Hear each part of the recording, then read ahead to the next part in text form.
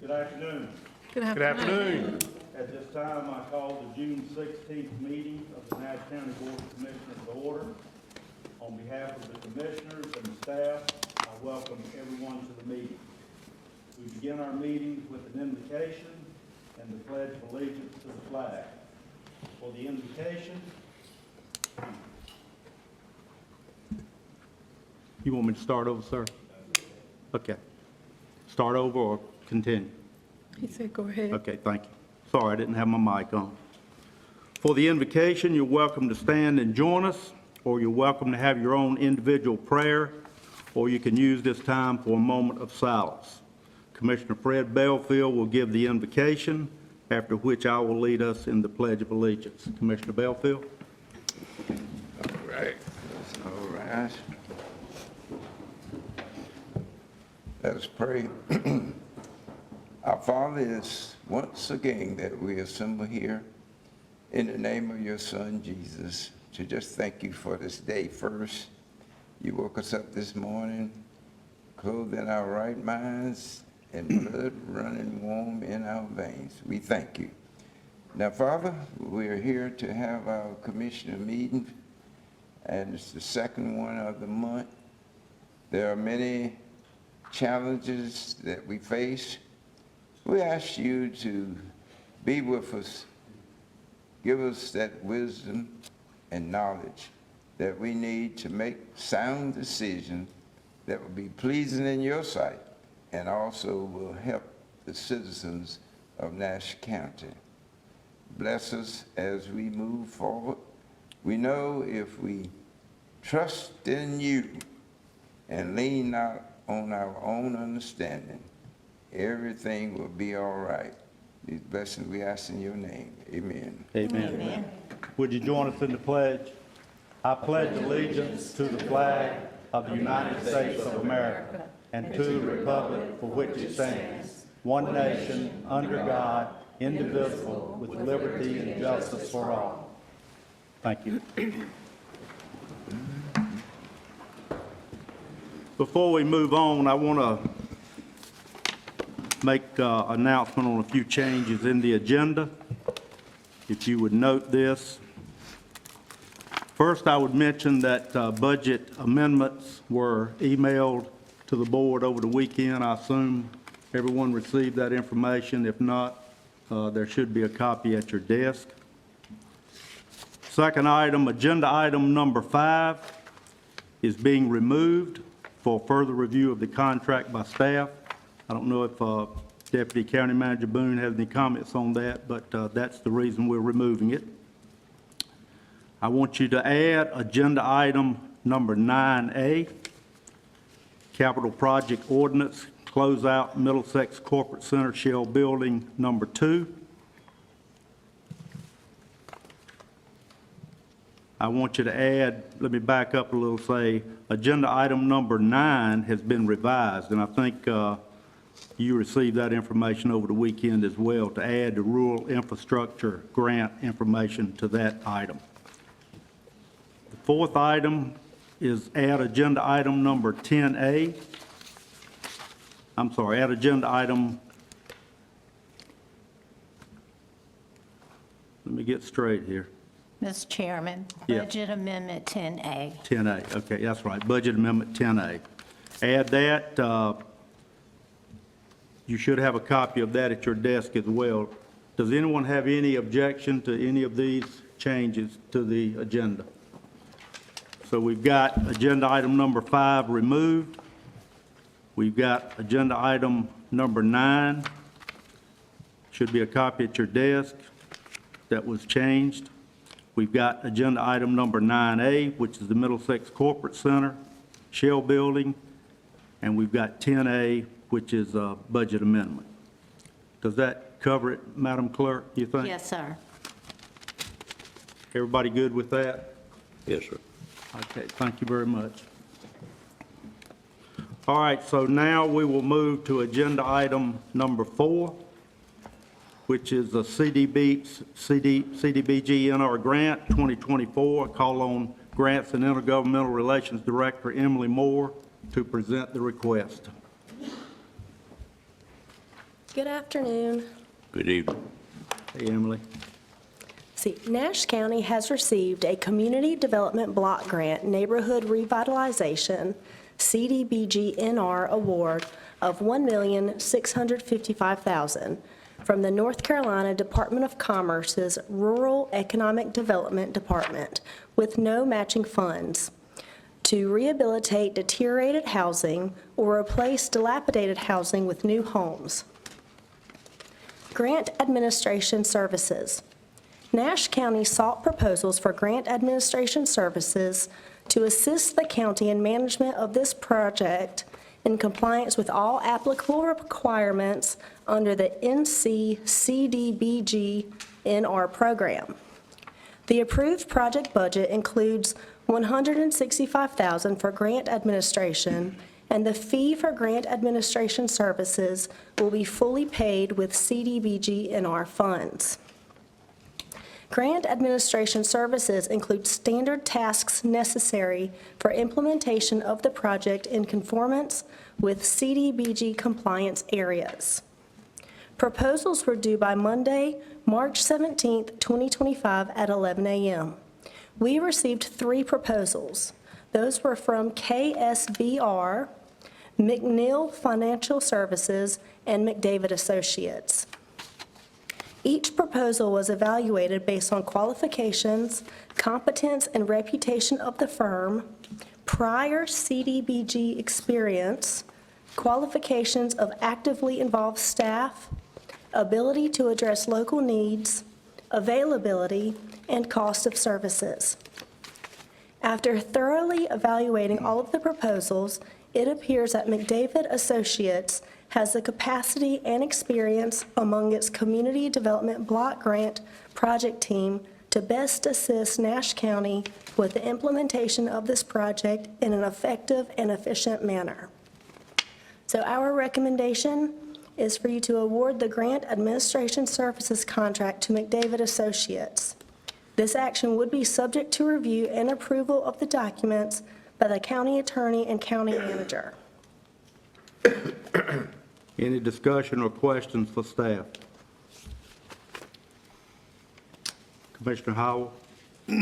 This is for the repair of our citizens' homes. It's in dilapidated conditions in Nash County.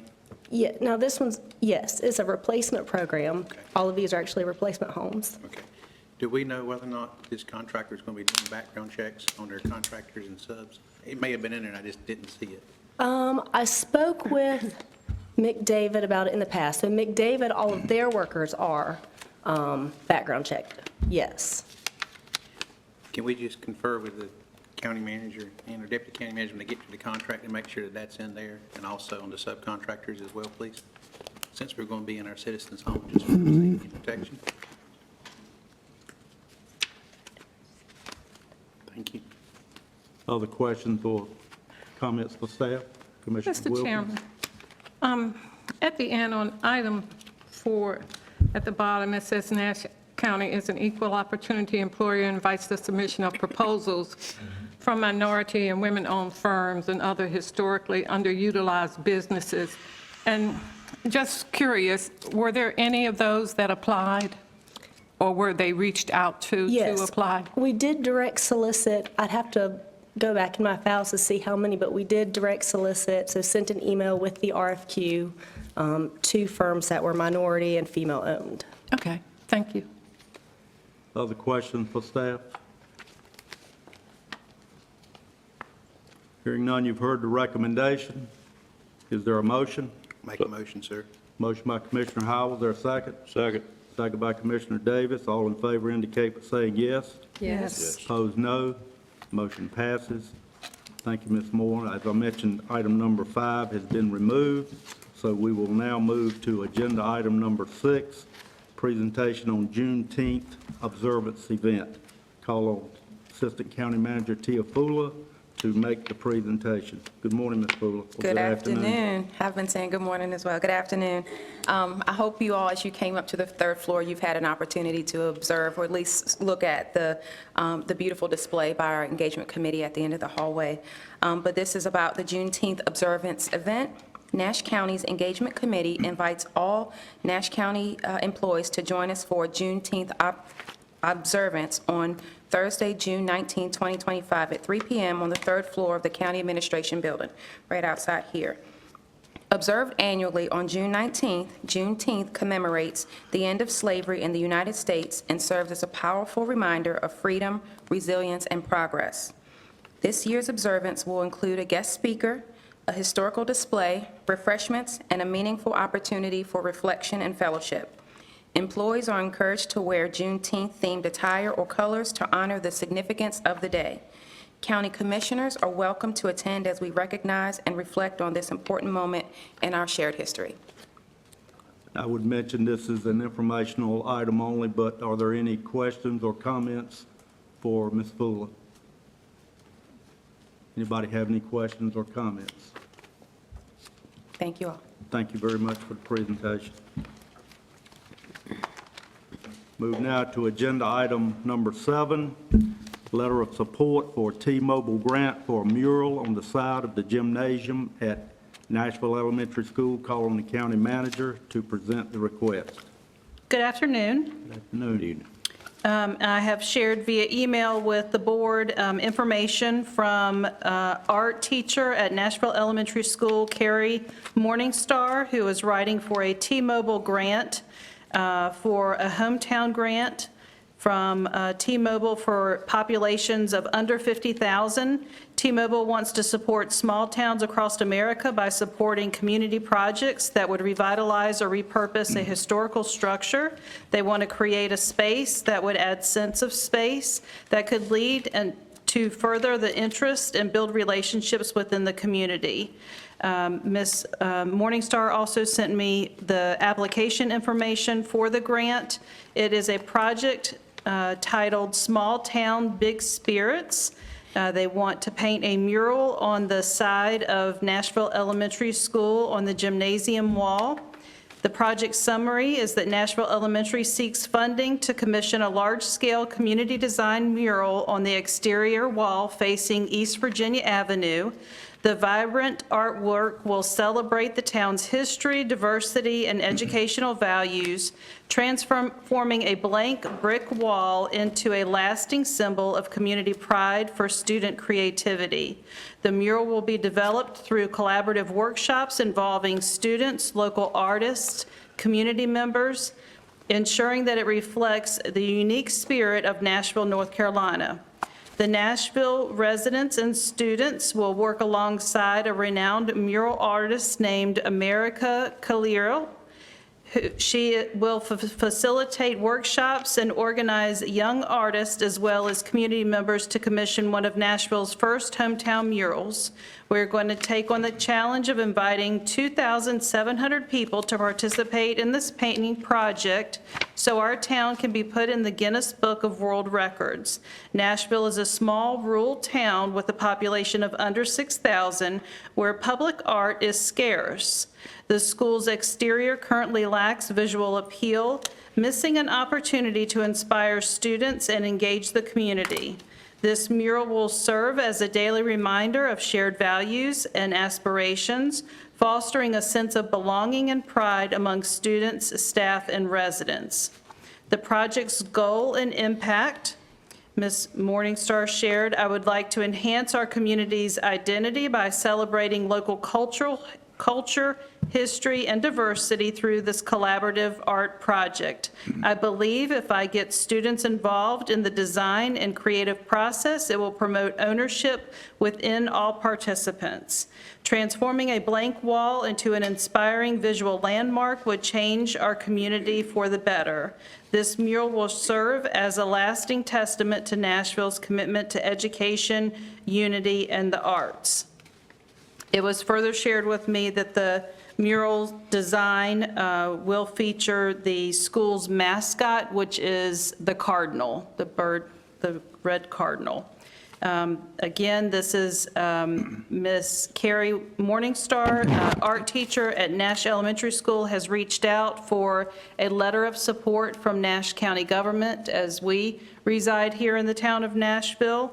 And I have had some communication with the superintendent to see where the school stands on this project, and they are supportive of it.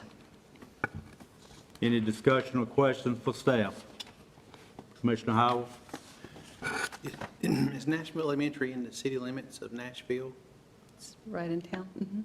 It is, isn't it? Just a question, have we run that by the town of Nashville? I know we had some issues. I talked to Jonathan, we were trying to get some new signs, directional signs put out front of the courthouse, and also a lighted sign over there for the sheriff's department, and seemed to be kind of stringent on their sign issue. So how does a mural fall into the category of a So sign? this is not a county project. This is the art teachers project at the school. That would be on them to work through the logistics of, I'm not sure what they've done legwork-wise to understand. They're just asking for a letter of support from us.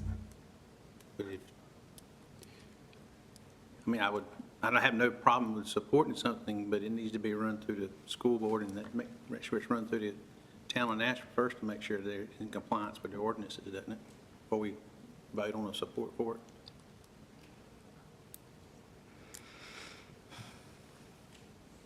I mean, I'm just, I believe that it's up to the board, whether you would like to support the project and let them work through the logistics of it. I mean, I don't know where they're at in their process, working through those logistics. Mr. Chair. Mr. Chairman. Oh, are you done, Commissioner Howell? yes, I mean, I have no problem supporting it, but if it were in support of it and it's against the ordinance for the town of Nashville, then it puts us in a position where we're opposing something. I just want to make sure that we're in support of something that's already been passed through the proper channels, that in other words, we can support it. That's all. Commissioner Wilkins? I was just going to say, as the county manager said, they're only asking for a letter of support. It is on them to get with the city and town of Nashville and explain their position. Our letter is only of support for the school and for them to do that. So I'm in favor of it. Any other discussion or questions? Commissioner Belfield? Well, I noticed that we were talking about people flying by with planes. That's a very dense area. And you wouldn't want, in my opinion, you wouldn't want planes to be flying that low, and I don't think they, for safety purpose, I don't believe they would. Now, they may have a photographer that could take pictures of it up from a higher level, but just to fly by to see it, I don't think that's a good idea.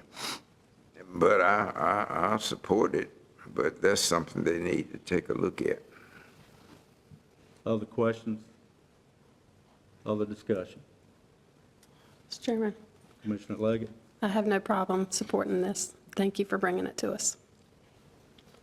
Any other discussion or questions?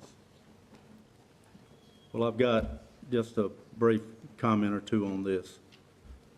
I don't have a problem with the mural, but I guess I'm kind of going back to some comments that have been made by this board about this board getting ahead of the School Board of Education. And I think that's what we're doing here.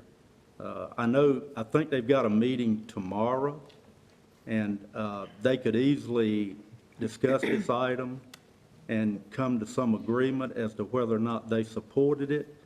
And if we supported it today, we could support it contingent upon the school board supporting this item. I have no idea what the content of this mural might be. I'm sure it would be perfect. It would not be any problems at all. But I just got a real problem supporting a mural on the side of a building that I don't know what that mural is going to depict. And I got some information from the manager where it was stated that the school system fully supported this project. So I took it upon myself to contact 3 board members over the weekend, and 2 of those board members were not even aware of this project. They had no knowledge of it. The one member that was aware of it happens to know Miss Morningstar, so apparently she had reached out to him, and he made the similar comments to what Commissioner Howell had said, is that it would have to go through the town of Nashville and the content be approved and that sort of thing as far as their zoning goes. But I would recommend that if we approve this item, that we approve it contingent upon the school board's review and approval tomorrow evening at their special called meeting. And that would meet the timing for the grant that the young lady is seeking, which I think is June the 25th. And I'd open it up for comments or discussion on that recommendation. Well, Mr. Chairman, I'd Commissioner Arrington? like to entertain a motion that would state what you said, that we are in support of the mural, as long as the Board of Education is also. Mr. Chairman, could you ask her to repeat? I can't hear her. Well, Commissioner Arrington just stated a motion that reflects the comments I just made, that this board would support this letter of intent and provide it contingent upon the school board doing the same thing and vetting this information at their meeting tomorrow night. That's basically the gist of what you said, Commissioner Arrington. Yes, sir. Yes, sir. Second. Oh, hold on a minute. I was going to second it, I'm fine. Okay, so I've got a motion by Commissioner Arrington. Commissioner Wilkins, did you have anything else? I've got a second by Commissioner Howell. Is there any further discussion? Okay, so hearing none, all in favor indicate by saying yes. Yes. Yes. Opposed, no. Motion passes. Madam Manager, have you got the information to share with the school board so they can do this tomorrow night at their meeting? Pardon me? You've got all the information to share with them for their meeting tomorrow night, school board. I don't have any intention of sharing information with the school board tomorrow. Well, how are they going to know what they need to do unless someone tells them that? It was my understanding that you were saying that it was going to go before them tomorrow? No. They've got a special call meeting tomorrow night. They're going into closed session for a personnel matter. The request from this board is that they be made aware of the request that they act on this item at their meeting tomorrow night, and then that would give us the leverage to go ahead and provide that letter. I'll be glad to reach out to Dr. Ellis and let him know what the Okay. board's intentions So are. if they don't act on it tomorrow night, then our next meeting is July the 7th, and it would be beyond the date for the grant that this young lady needs. So I just saw that as an opportunity to get it done and get the school board involved, which, in my opinion, they should have been involved in the first place. All right. Mr. Chairman, before you move Commissioner on, Wilkins. at the end of our item, it says the county manager had communications with the school superintendent about the mural. She did. I So stated that. he does know about it, but just because, say, 2 or 3 school board members didn't, doesn't mean some of the others didn't either. But the motion has passed. I just wanted clarification for anyone listening that superintendent did know about this. And so whether it was relayed to the school board members or not from him, I don't know, but to clear the county manager, so, thank Well, you. I'm not trying to put the county manager on the spot. When I spoke to one of the school board members, and I indicated that it had been noted that the school system fully supported the request, and I said, so you guys and gals on the school board are in agreement with, he said, well, what does the school system mean? It doesn't mean the school board. He said, no. 2 of these 3 members I talked to had no knowledge of it. So all I'm asking, and what the motion reflected, was that they be made aware of it. If they wish to act on it tomorrow night, that would give us the incentive to provide our letter of support based on what they do tomorrow night. So, Commissioner Arrington, any further discussion? Well, Mr. Chairman, our motion said that we approve the mural contingent upon the school board also approving it. So we have approved it, and whatever they decide on, if they approve it, then we'll approve it. Thank you. All right, we're going to move on to agenda item number 8. Call on the Finance Director, Nikki Stanton, to present the request County Capital Project Fund Ordinance. Good afternoon, Ms. Stanton. Good afternoon. Okay, a couple things today. The first one is going to be the County Capital Project Fund Ordinance. This is just a revision because we're going to do the senior center on a completely different project ordinance, and it was included on this ordinance. This is just revising it, amending it to take out the senior center expansion project from this project ordinance. Okay, any discussion or questions for staff?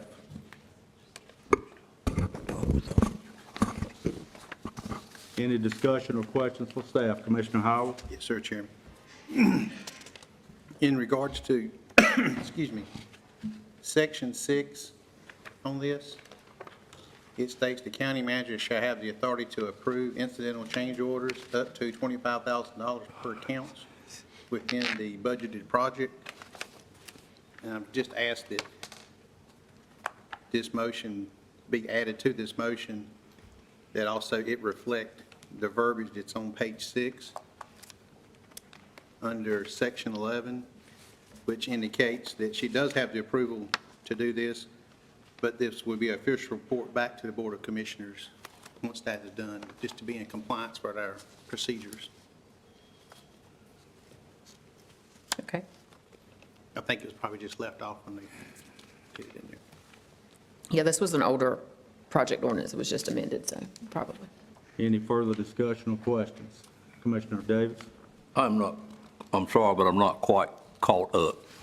Can somebody show me what item looks like that was left at our, So it's just the budget ordinance for capital projects. It's got 3 projects on it. And so if you see on the middle column, the last column in the middle, it's taken out the senior center project. It should be in your iPad, Commissioner Davis. oh, it's on the iPad Yes, also? sir. Agenda item number 8, I believe.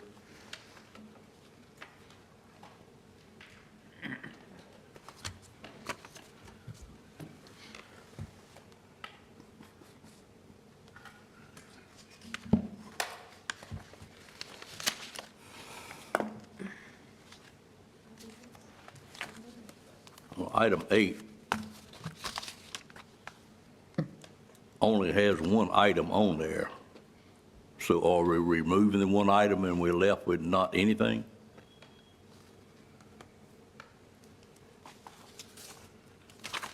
This is my item 8, where we're just removing this senior center expansion project.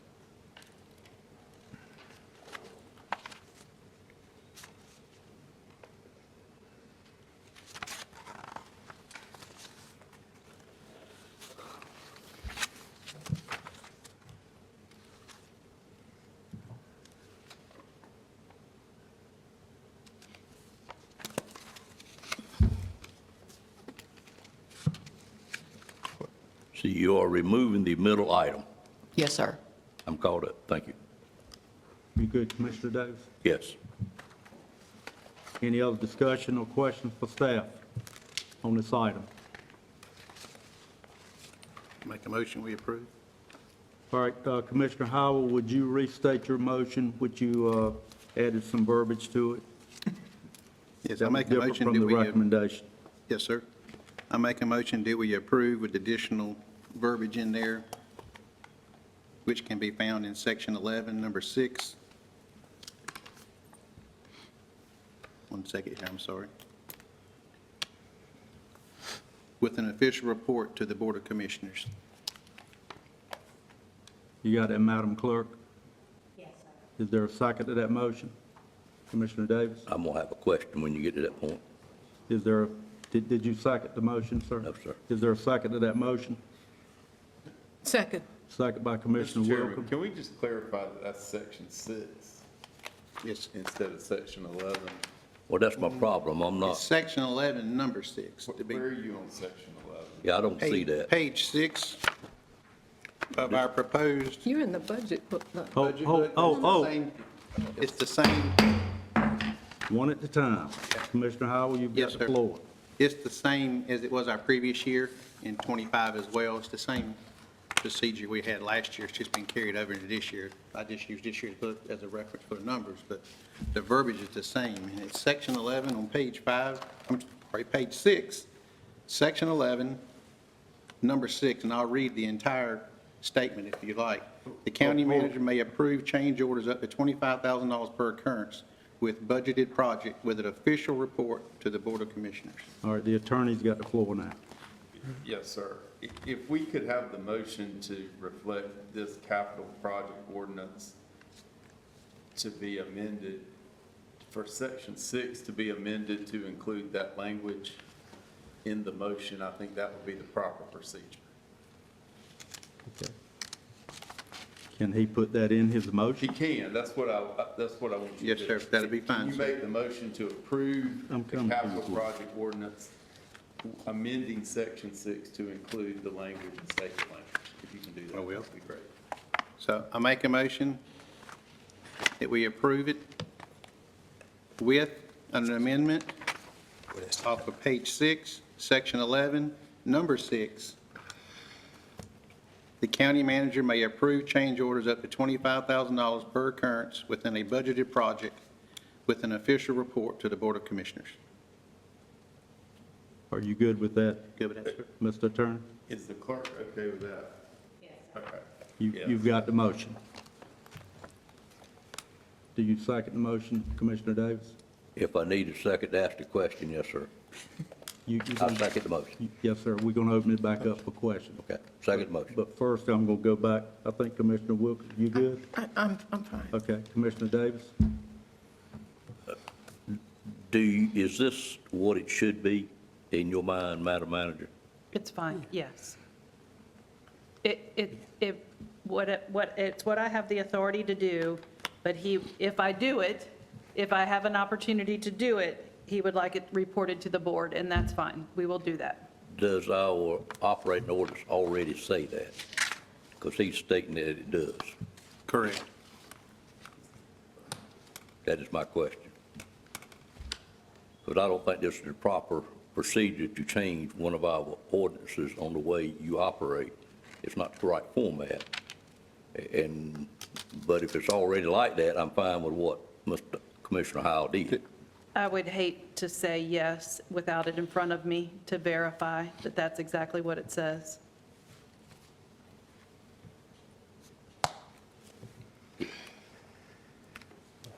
You got any other questions, Commissioner Davis? No, but I have a concern with my second, but let's listen it out and see where we end up. All right. Commissioner Arrington, I'll come back to you, Commissioner Wilkins. Well, Mr. Howell is, as I understand it, is pretty much stating what you've already stated in your budget presentation. It's the same section. He's just including that in this budget ordinance. It's the very same language that you. Okay, well, I mean, he's reading from the budget book. Yeah. That's right. It is in the budget ordinance. Right there.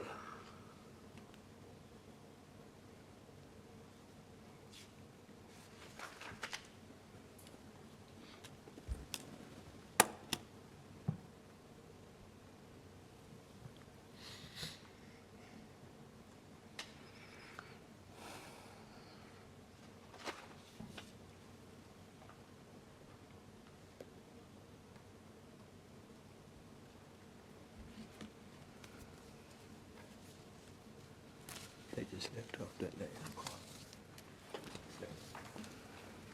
All right. You done, Commissioner Arrington? You good? Commissioner Wilkins? Mr. Chairman, I was just going to say where the confusion is coming in at, it appears Commissioner Howell doesn't have the item, our agenda package itself pulled up. And he was reading, as you said, from the actual budget. And we were looking at section 6 here on item 8. And now, he's pulling it up now, but that's where the confusion came in at, Commissioner Davis. And so he was reading, if we had known from the beginning, he was reading from his budget book. You follow me? We're on item 6, item 8, page 35, on the capital projects fund, and he's on the book. So that's where the confusion came in at. And I understand what he's saying. He's reading what should happen and wants to add it to Section 6, but that would have alleviated some of the confusion. Any other discussion or questions? Commissioner Howell? Thank you, Chairman. And I'm not trying to change or add anything, take away or add any responsibilities to the county manager. It simply looks like it's just something that was left off of this ordinance. And since this is an ordinance, I just want to make sure it's on there because it is a local law that's going to be put in effect. So, and I used the guidebook from this year as far as our proposed budget for 26, but the language that's in here is the same language that's currently in place to June the 30th of this year. The verbiage from this past budget that was approved hasn't changed what is proposed to be used and followed for this year. So I just had it there. But you can pull back from last year's as well. Just the last words were left off, that's all. Any other discussion or comments? Commissioner Davis? What it boils down to, Mr. Howell, is you're asking a part of her operating procedure for our county manager to be put in a project ordinance. It's okay to put it there, but yet it's not necessary to put it there. We don't need to repeat. If you're going to repeat that one, you need to repeat every one of those that she operates under. She must know that when she does that, because that's her procedure, and she looks like she's got at least 11 procedures she has to follow, she's got to report that to the board at the next board meeting. But I'm not, we're just doing something that's really not necessary, but I made the second and I'm prepared to vote for it, but it's an unnecessary step in my opinion. Any other discussion or questions? Are we ready for the vote? Yes. All right, you've heard the motion. Madam Clerk, you've got the motion. All in favor indicate by saying yes. Yes. Opposed, no. Motion passes. We'll now move to agenda item number 9, County Capital Project Fund Ordinance. Ms. Stanton will present the request. Okay, this is the project ordinance for the senior center expansion. As you will see on the project ordinance itself, it's $2.5 million from general fund appropriation and $475,000 from the rural infrastructure grant we received. And then the expenditures are broken down to equal the revenue side. Any discussion or questions for staff? Commissioner Howell? Don't mean to repeat here, but it's the same process for this one as well. It needs to be added to number 6 to reflect and have consistency, to reflect our budget process. Other discussion or questions? Naturally, I disagree with what Mr. Howell just said, but because it's an unnecessary step, and we're going to have to do this many times throughout the year, and it's in her operating procedure, that should satisfy the board that she's going to follow her operating procedures without putting that or many others in there each time. Other discussion or questions? Commissioner Howell? Question for the attorney, sir. If this language is not in the ordinance, is it binding, or does it have to be in this ordinance to be a binding local ordinance? Will it be binding if it's in her operating procedure? If she's acting outside of the authority granted to her by the board? So if it's in the operating procedure that was voted on last year, why wouldn't it reflect it in each ordinance? Why do we put part of the terminology in there, but not all of it?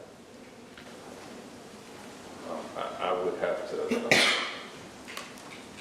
I'll have to get back to you on that. I mean, I'll have to look at the operating procedure and see how it's stated. But I mean, she has the authority to act under the authority granted in the operating procedure. Correct, and we're not And she challenging cannot that. exceed that authority. Right.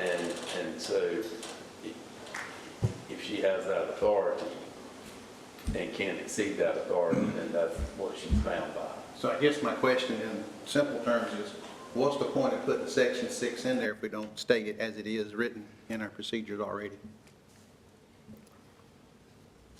Why would we only include part of the procedure? Why not leave it all out if it doesn't have to be in there, if it's in our operating procedure already? Would any other questions or discussion? Would we be best to deal with these ordinances today and address that issue in the motion? And that would give the attorney time to go back and look at it and determine what, if anything, else is needed going forward? Is that a fair approach? So we don't,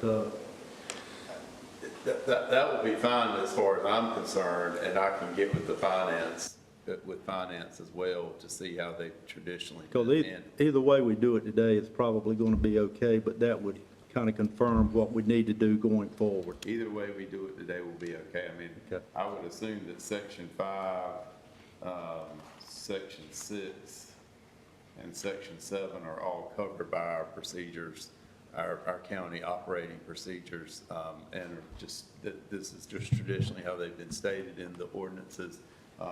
But I can do some research on that when I have the opportunity to do that and get back with the board on it. And just let the record reflect that he's going to do that research and provide that feedback to the board.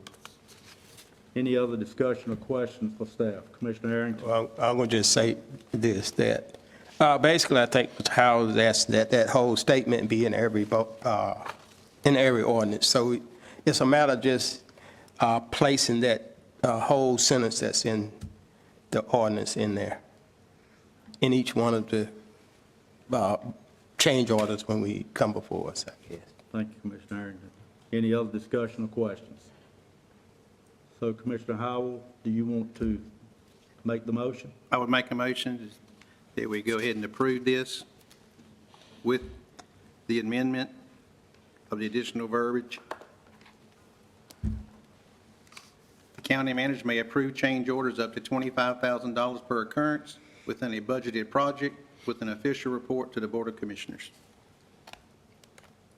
Is there a second to that motion? Second. Second by Commissioner Arrington. Is there any further discussion? Commissioner Davis? I will not be able to vote for the motion as stated, nor would I be able to vote for it because I think we got it out of order. As I stated in my concern with the budget itself, we are approving a budget ordinance for a project that has not been completely designed yet, it has not been bid yet, we don't know the amount of it yet, but yet we're doing a project ordinance for an amount to be determined at a later date, and that concerns me as well as the procedure by which we are doing it under. Thank you, sir. Any other discussion or questions before we vote? All in favor of the motion indicate by saying yes. Yes. Opposed, no. No. No. All right, let's do it by show of hands. All in favor of the motion indicate by raising your right hand. All opposed to the motion, raise your right hand. Be a 4-3 vote in favor. All right, Ms. Stanton, we'll move now to agenda item 9A, which has been added. I think that's correct, Madam Clerk? Yes, sir. Capital Project Ordinance Closeout Middlesex Corporate Center, Shell Building Number 2. Correct. This is just the closeout of the project. Any discussions or questions for staff? Commissioner Davis? Are we sure we hadn't already done this?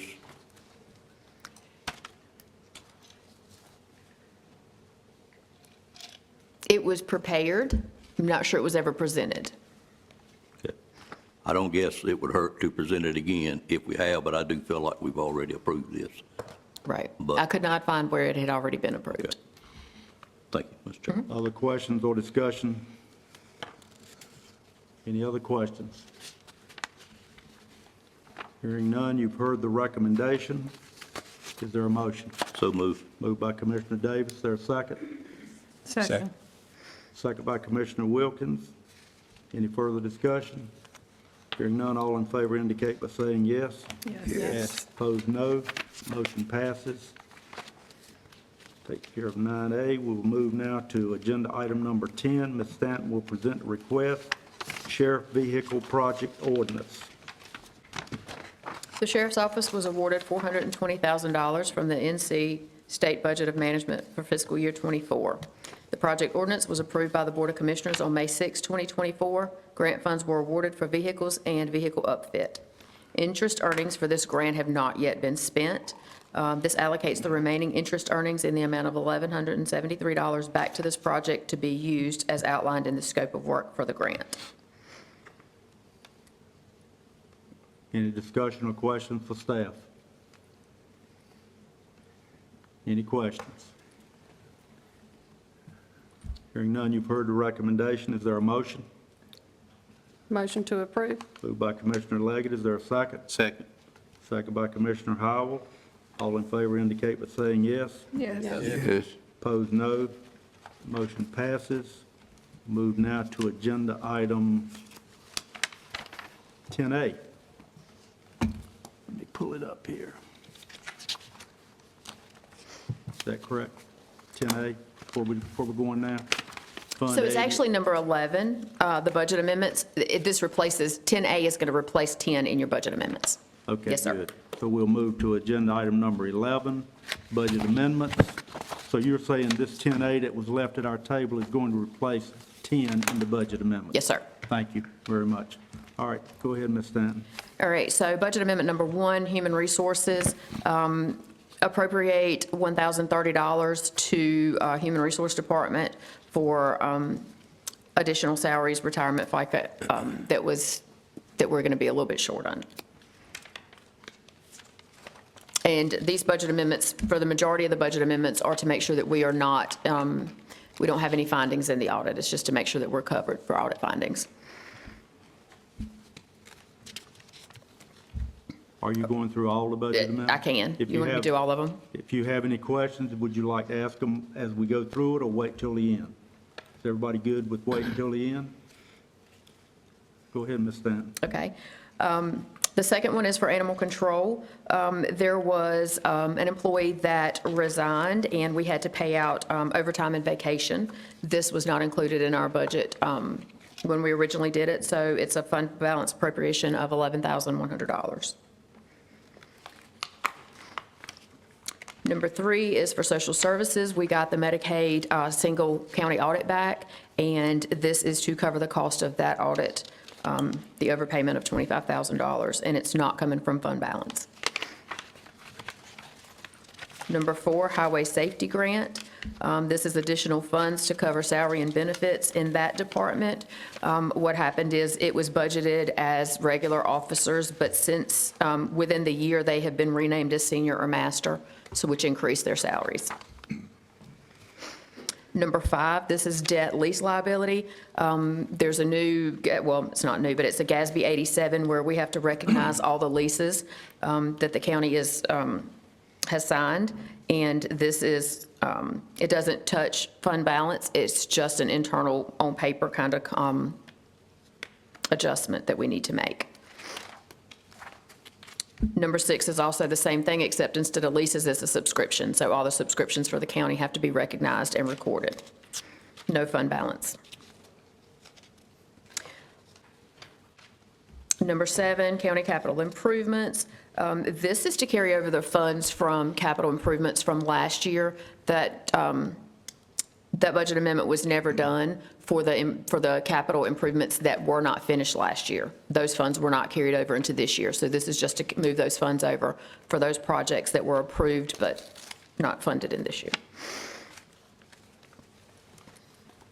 Number 8 for inspections, $200,000 from the inspections reserve for new vehicles and vehicle maintenance and taxes and tags. Number 9, non-departmental.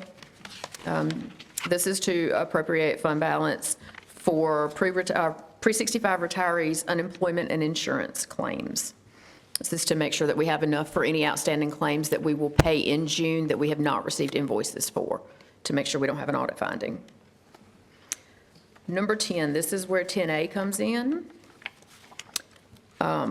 This is for Fund 80 and 85. This is all of our claims for retirees, unemployment, and workers' comp. We have a separate fund for them. And so this is going to appropriate fund balance, $32,000 for the retirees and unemployment, $750,000 for the workers' comp claims from fund balance. We haven't had any huge payouts yet this year, but we've had a lot of claims be paid out. We are waiting for a couple of closeouts that may hit us this year. Number 11, senior services. This is HCCBG grant. This is for funding just to move some funds from the revenue to the expense so that they can pay some invoices. Number 12, farmers market. This is just moving money from the revenue from the farmers market into salaries and travel and training. Number 13, compensated absences. This is a new GASB requirement where we have to make sure there is enough money to cover the liability for any vacation, sick time, and compensation, comp hours, if employees are to leave. Number 14, the ROPE is, this is correcting a previous budget amendment that was done months ago, where the fund balance was removed. It was not transferred over. So we need to put the fund balance money back into this ROPE account so we can pay the invoices. And number 15, the senior center project. This is along with the project ordinance. This is to take fund balance appropriation and transfer it into the project for the senior center. All right, do we have any discussion or questions for staff on any of the budget amendments? Commissioner Davis? Sorry, but I do have quite a few. Fine. If we go back to item number 2, you had a couple of times where you said that you were having to take money out of fund balance to put in this particular case, an employee that left to cover vacation time. Why would the funding not be in that budget to cover that vacation time, and would it have been there if the employee stayed the whole year?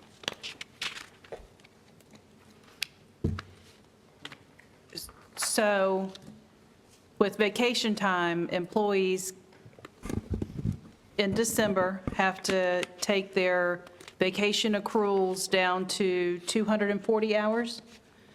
So in December, we take it down to 240 if it's over that. And then through the year, we earn on top of 240.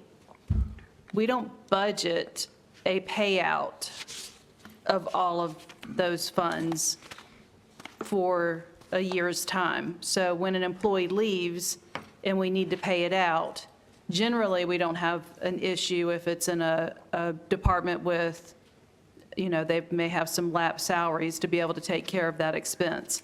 But in a department the size of animal control, there were not enough lapsed salaries available to compensate for that full payout of the hours that we were paying out for their vacation. Okay, understand. Okay.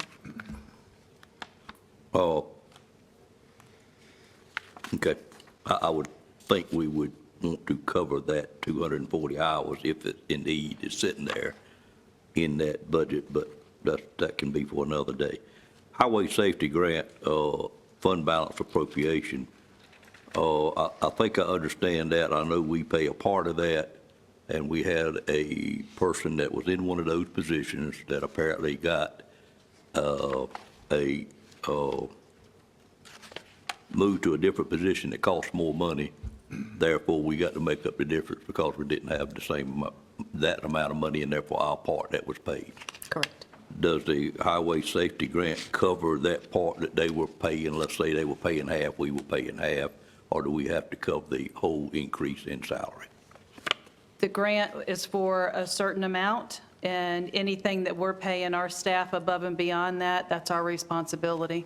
Thank you. So if they move to a higher rank in pay during the year, that's what we're realizing here. Okay, understand. Item 5, you talked about GASB 87, and it went into effect in 2022. So we knew that each year after that, we haven't been seeing this in these last budget amendments on the last month of the year. What is it that different that makes us have to make this adjustment in it this time, when we've known this from 2022? So it should be every year that we add new leases or Right. subscriptions. Okay. Okay. that we have to make these entries, and we don't always know what we're entering into and how much it'll be until we do the calculations at the end of the year. And this was one of the reasons we had a finding at FPIC on the last audit. So this would be caused by a new lease, not an existing lease? Correct. Okay, I understand that, thank you. You mentioned that under item 6, it was not a lease, it was a subscription.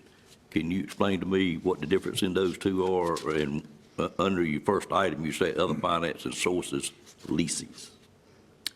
So they're all in the same other finance and sources account, but these are called SABITAs. So these are subscription-based IT agreements. So these are any IT agreements that we enter into that are subscription-based, based on, so it's not a long-term lease. We could do it by month, we could do it for 12 months, and then, pay for the next year as we go. Understood, thank you.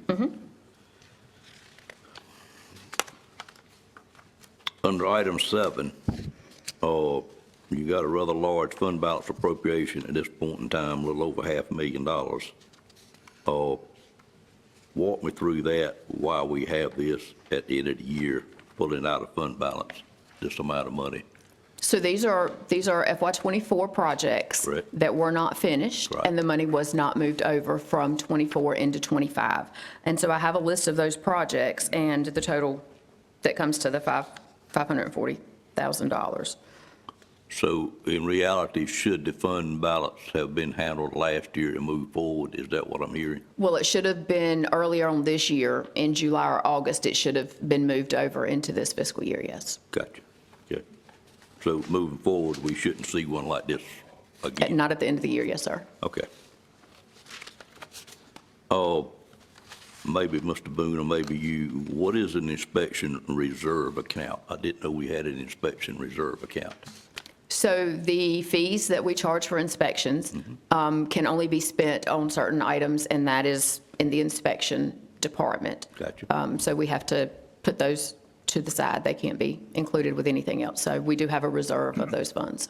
So we are carrying that reserve forward each year, Yes, if there's money left. yes, sir. So we are charging enough permit fees to pay for the whole inspection department and have more money left over than what it takes to do that. No. All right. No. Who said no? I said no. No, so the budget for the inspections department is part of our general fund budget, like other departments, but their fees that they collect are put in a reserve fund. So when we talk about fund balance, this would be part of a reserved fund, not part of unassigned.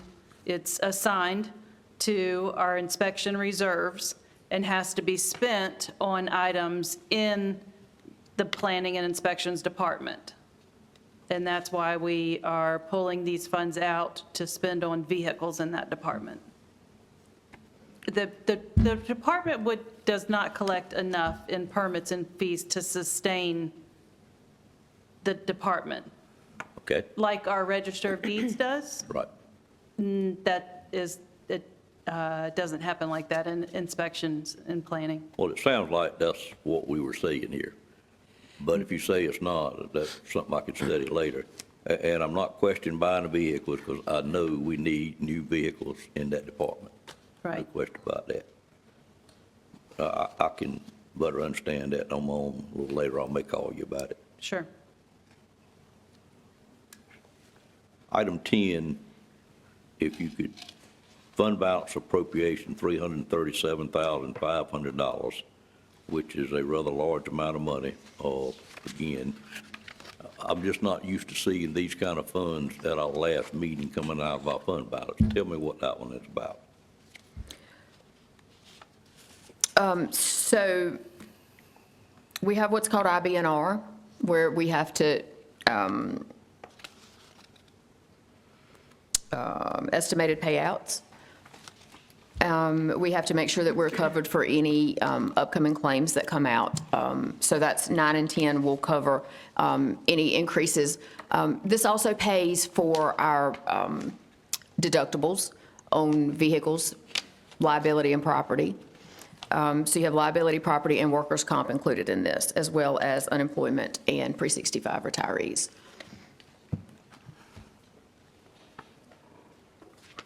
And it's just, we paid out more than what we budgeted, and so we need to make sure that we can cover those June claims. Okay. What's happened in the past and what I'm used to is we would see this a couple times during the year in smaller increments when finance realized that they weren't going to get to the end of the year. But I do understand why we'd be pushed up against a wall this year with the change in personnel there, but just a little surprised at that amount of money. Are you not saying the same thing for 10, the last item, workman's comp claims, $335,000 fund balance appropriation? What is the difference between these two numbers? So the first one, number 9, is basically the premiums and deductibles. The second one, number 10, is for our actual funds where we pay claims out of. 10A, sorry. This is where we pay our claims. So we have some outstanding workers' comp claims and 10A is replacing 10 in your original set. Right. So instead of 335, it's 750,000. Correct. I'm getting better all the time. Yes. So we really got to take $750,000 out of fund balance to pay potential workman's comp claims. We need to have it there to ensure that we don't end up in a situation where we have an FPIC at the end of the year with our audit. We do not anticipate spending that full amount. And anything unspent will go back into fund balance. This is just to make sure that we're covered for the audit.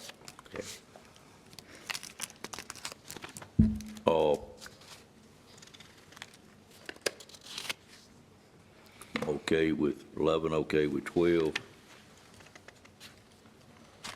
Again, under compensated absences, Madam Manager, could you tell me again why we don't have that covered in that budget for those salaries?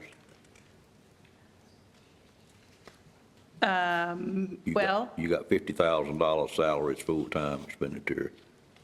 and that, So these are just for the enterprise funds. These are for the enterprise fund. Correct. And it's just a new standard that GASB wants us to report to make sure that we have enough money to pay those out as liability. First time we've had to deal with this? Yes, sir. Okay.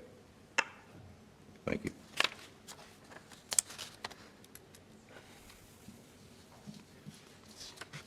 $14, you stated was just something that we did not correct previously that we are correcting now. Correct. Okay? And of course, I know what 15 is and have stated my issues with that. Thank you, Mr. Chairman. You done, Mr. Davis? Other questions for staff? Any other questions for staff? All right, without objection, we'll vote on all budget amendments with one motion. Is everybody good with that? All right, hearing no objection, we've got 15 budget amendments. Is there a excuse me, sir? I would prefer to have item 15 voted on individually, if the board does not mind. We'll pull 15 and vote on it individually. We're voting on 1 through 14.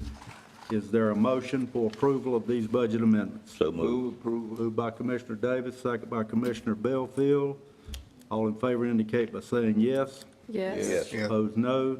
Those amendments are approved. Now we will go to amendment number 15. Is there a motion for approval? So moved, sir. Moved by Commissioner Howell. Is there a second? Second. Second by Commissioner Belfield. Any discussion? All in favor indicate by saying yes. Yes. Opposed, no. No? That motion passes on a 6-1 vote. And I'd like it fully understood in the record that I'm not against the addition to the senior center. It's just the timing of the project ordinance. Thank you. Thank you, Commissioner Davis. Good Thank you. job. Thank you, Mr. Stanton. thank you. Now we will move to agenda item number 12, the FY26 budget ordinance. Call on the county manager to present the budget ordinance. Good afternoon again. Good afternoon. On June 2nd, 2025, the budget message was presented to the board and the public hearing was held. The FY26 recommended budget prioritizes employee wages and merit pay, capital projects and infrastructure needs, replacement of technology, equipment, and vehicles, safety and security enhancements, and a conservative approach to spending. The final budget for consideration today has all of the items presented to you during the budget message on June 2nd, 2025. No new items have been added since your June 2nd board meeting when we held the public hearing. The total general fund budget for fiscal year 2026 is $128,123,693. The overall budget, which includes the general fund, enterprise funds, special revenue funds, and internal service funds, is $146,445,372. This fiscal year 26 budget maintains a tax rate of 63 cents, which was established last year. Although this budget does not meet all of our needs, I'm proud that it continues to address our employees' compensation and benefits that will retain and attract talented professionals. This budget, as presented here, is sustainable as we move forward. Significant consideration was placed on identifying recurring expenses versus one-time expenses so that we could say with confidence that this budget can be maintained in future years.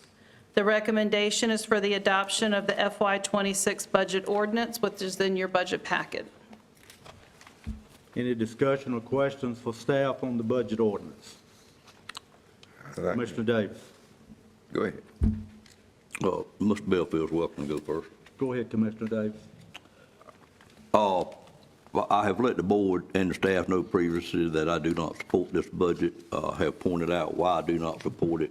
We were asked in the beginning to identify 5 things that we would like to see in the budget, which I did. Those 5 things were to hold a flat budget, or one that may possibly be lower than last year's if possible. Do not add any more capital projects that are not already on the list. Naturally, raising property taxes out of the question.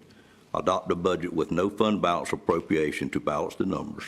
And take a conservative approach to our entire budget until we learn more about the new administration is going to look like as it relates to established revenue streams that we are accustomed to having.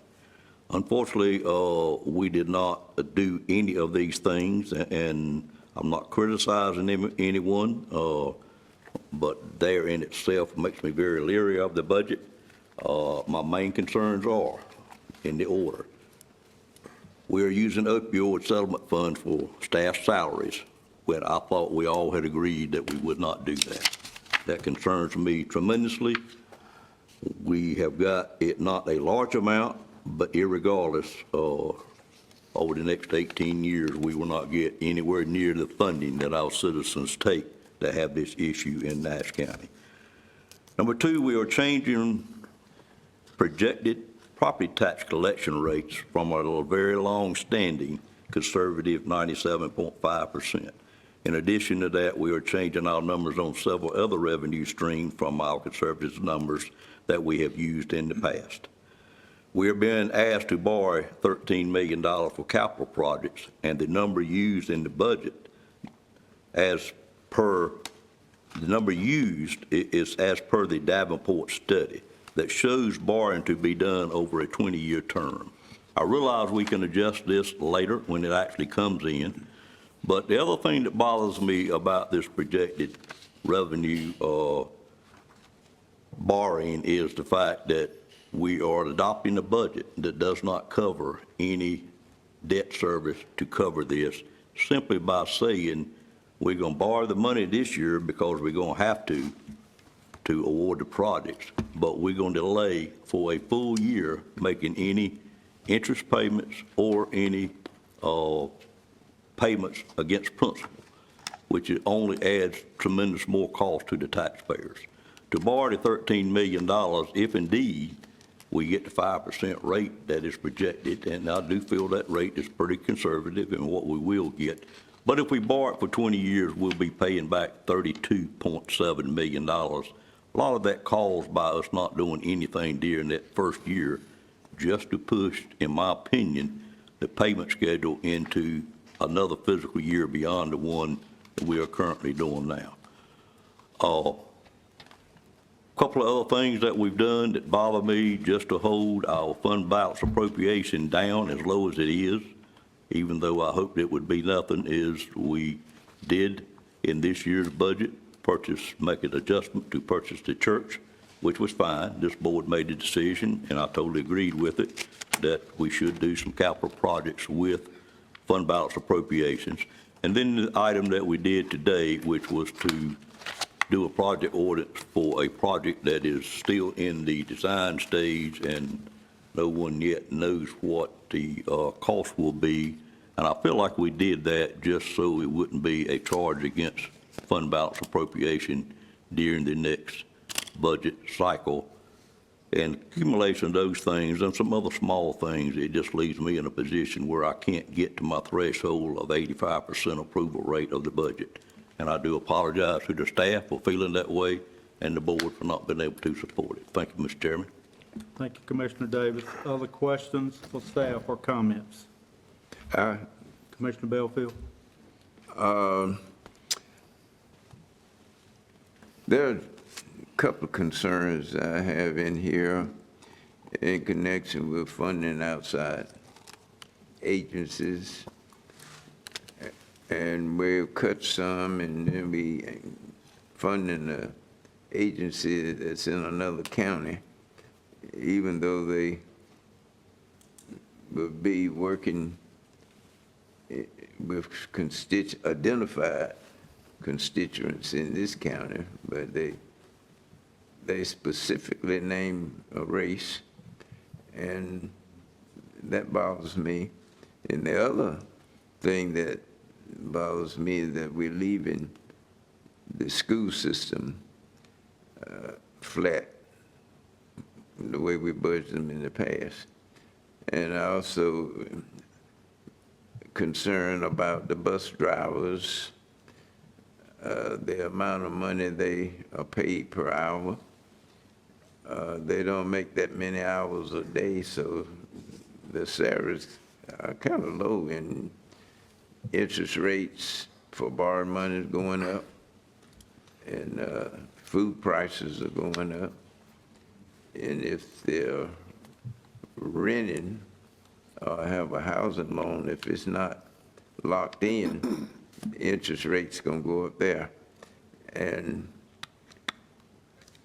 I just think that the school system needs to take a look at certified and uncertified, and look at those salaries and think about the cost of living and everything. And that is a concern I have, but I'm not going to try to derail this budget for those issues, because I know with the school system, we can amend it along the way.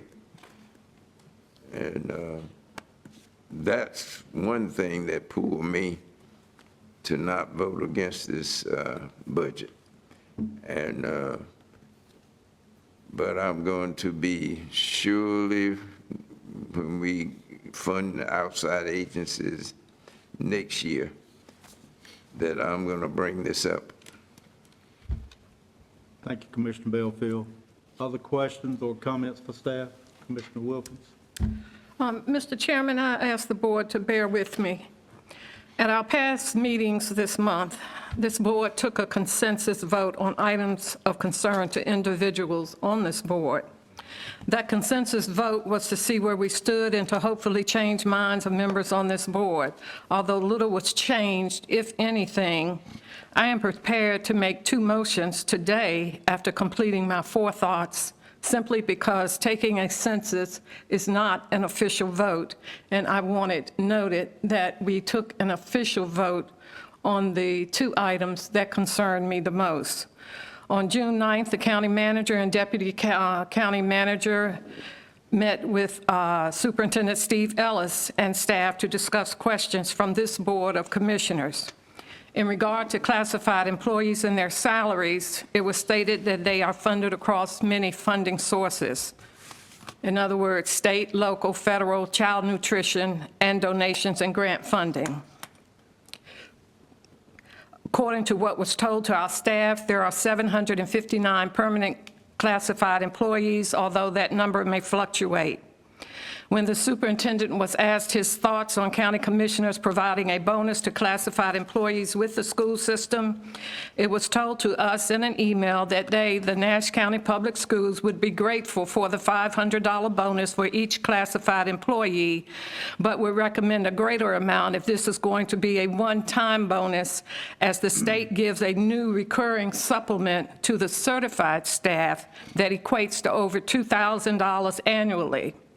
My thoughts are, and considering the superintendent's suggestion for a greater amount, and to satisfy those on this board that do not want to come to a decision until after the state legislature votes on a state budget, I say to you, this board has the authority to vote to give them a bonus now, regardless of what the state does, and to deny the classified workers a bonus of $500 that would only cost this county about $379,500 is a small price to pay to show them the respect and appreciation they deserve.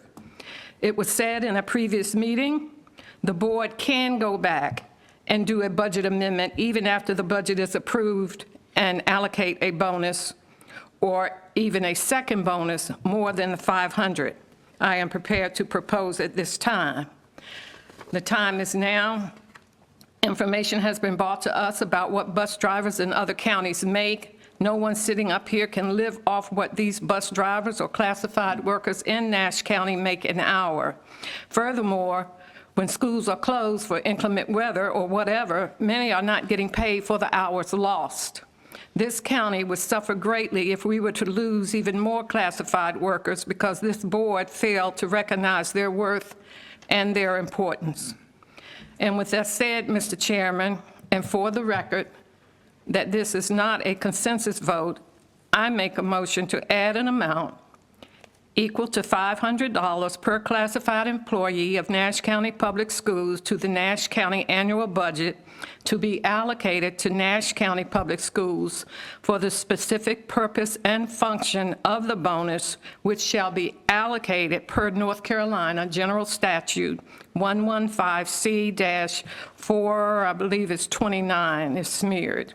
And I believe our attorney can quote that statute if it's needed. And I don't know how you want to do this, Mr. Chairman. That is my first motion that I ask. I have one more. Would you like me to continue? Hold right there. Ask the attorney, I've got a motion from the commissioner. I don't see anything I can do other than call for a second. That's correct. All right, everybody's heard the motion from Commissioner Wilkins, and we'll call for discussion if we get a second. Is there a second? Second. Second by Commissioner Belfield. Open it up for discussion. Any commissioner have any comments? Commissioner Howell. I'm in support of giving a bonus here if the state is not going to give them a supplement or an increase in that. And that's how I understand in speaking with the staff here for the county, that our manager went back and had a meeting, and they indicated that the recommendation of the school board was to wait until the state budget passed, and then we would come back and revisit this topic. Because I'd hate to give them $500 and it not be enough when we may need to do $1,000. I mean, I don't know until we know what the state does. So that's my concern is making sure that, and we got to keep in mind what we do for the classifieds, and then what does the state do for the certified? I mean, do we need to look at both or neither based on what the state does? Definitely, we're in challenging times with inflation going up and, cost of things, and the pay has got to adjust accordingly, not just in this field, but in all fields, to compensate everybody for the changes in society. So definitely would support this, but I'm under the impression that based on the school board, we were advised to hold off until after the state made a decision, they got that. And did I miss something else? Well, I'm sorry, but you're saying the school board, and I did not speak with the school board. I spoke with Dr. Ellis, the superintendent. Okay. It was the superintendent's recommendation that we wait Okay. and see what happens with the state budget. Okay. Thank you. Other questions or discussion? Commissioner Davis? As I stated previously, my concern with this motion is going to be, again, that I feel like it puts us in a position where we're entering into the business of the school board and the decisions that they make. We should be allotting funds that this board feels comfortable in allotting, and the school board needs to designate where those funds go. It's not a job of this board to allot funds other than capital projects. And I'm still of the impression that we can't do that, but even if we can, it's not the proper thing to do. And our relationship with the school board is so good at the present time, has been for several years. I'm just hesitant to do anything that would change that relationship that we currently have, and I just think we should not be getting in their business, how they spend their money. Thank you, Mr. Chairman. Thank you, Commissioner Davis. Other comments, questions? Commissioner Arrington? Okay. Well, back to, one of the original questions is the budget itself, and my concern has been about the level of funding that we are doing for our public education system. And right now, as we slice our expenditure pie up, there's 20% for education, which includes our community college, and also 25% of our expenditure for human services, and public safety is 29.95%. Always thinking that we want to keep our public education funding aligned with our other pieces of pie that make up this county, our expenditures.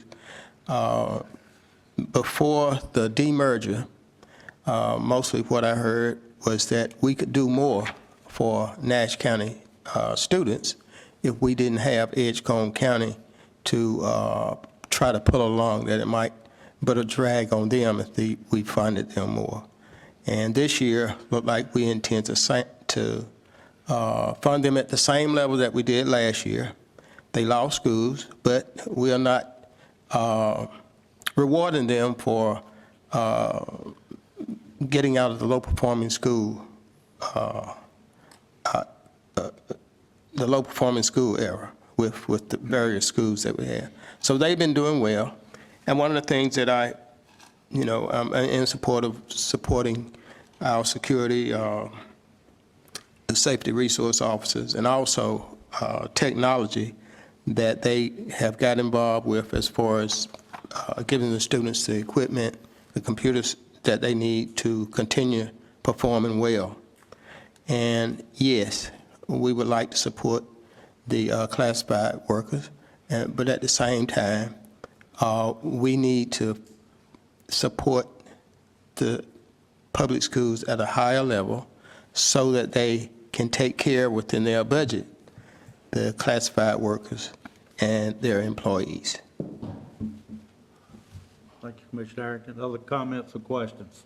Mr. Chairman. Commissioner Wilkins? Just to clarify what Commissioner Davis said, we are not telling the school board what to do with the money we give. We can suggest, as you said yourself previously, that's why I quoted North Carolina General Statute, the number 115C-429. We can give them the funding, and they have to do it. That statute says they do it like the statute says and how they're supposed to. But you yourself said they have never varied from the county's suggestion. If we say we want to give this money, so much money for $500 bonus, they don't have to follow it? No. But will they? Probably. And so that's all I'm asking. That's why I said we follow the statute for the 500. My motion's on the floor. Thank you. Other questions? Comments? All right, I'll just make a brief comment before we vote. I would be supportive of what Superintendent Ellis has recommended, that we wait until we see what the state budget's going to show us. And with that said, I would call for a vote on this matter. I'm going to do it by hand vote because I think it's probably going to be split. So all in favor of the motion made by Commissioner Wilkins, please raise your right hand. Thank you. All opposed to that motion, raise your right hand. Motion fails on a 5-2 vote. Commissioner Wilkins, you want to move to the next item? Yes. Mr. Chairman. Commissioner Erickson? Well, I would like to make a motion that we approve the $500 bonus to the classified employees contingent upon what we know that the General Assembly is going to do as far as funding. As Commissioner Howard has stated. Commissioner Howard, you want to restate your comments? Because I think your comments were that you wanted to wait to see what that showed before we did anything to act on this. Yes, sir, Mr. Chairman. I think that we have to wait until the state makes a decision on what, if any, percentage of increase they're going to give. And if they don't give any, then obviously I think we need to contribute, and I would support and be willing to do that and support that initiative. So I don't know if they're good, if the state gives some, then our bonus may not be as much. If the state gives nothing, then we may have to give more. Would you be agreeable to wait and see what comes next from the state before we lock ourselves into something like that? Well, I guess the whole contingency is that if we can agree to give something. Mr. Chair. Hold on a minute, Commissioner Wilkins. And basically what that motion would say is that contingent upon what the state does, we should be able to give something. I'm not sure whether it be $500, $200, or like you said, $1,000. But basically I'm stating that the board would agree to give something.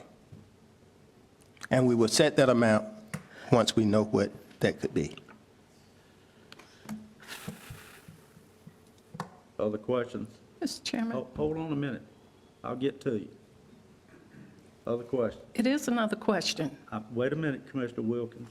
I'm down on this side of the aisle. I'm coming your way. Commissioner Davis. Are you asking for questions on his proposed motion? On what Commissioner Erickson is saying. I would question that motion is significantly different from the motion we've already voted on, and would ask the attorney to rule if it's significant difference enough to be able to take another vote at this meeting, is my first question I'd like to have answered. Do you mean significantly the same? Significantly the same, that is correct. Correct. I would agree with that motion is no different than Commissioner Wilkins' motion. Or not significantly different than Commissioner Wilkins' motion unless it's restated. Well, she had a specific amount. I didn't specify a specific amount. I'm not sure that motion, I'm not sure that you're voting on anything at that point in time.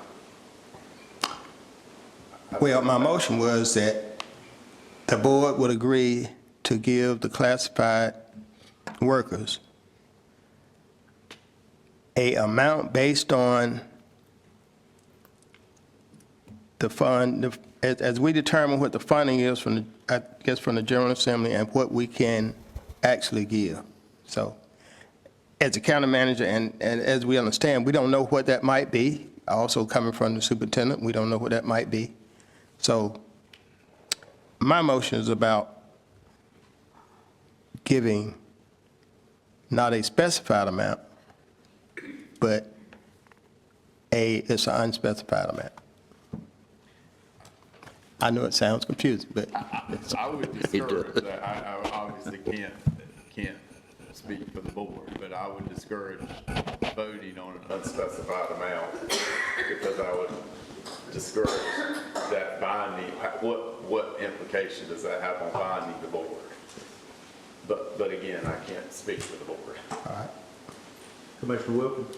I was just going to say, Commissioner Arrington did specify an amount. He said $500.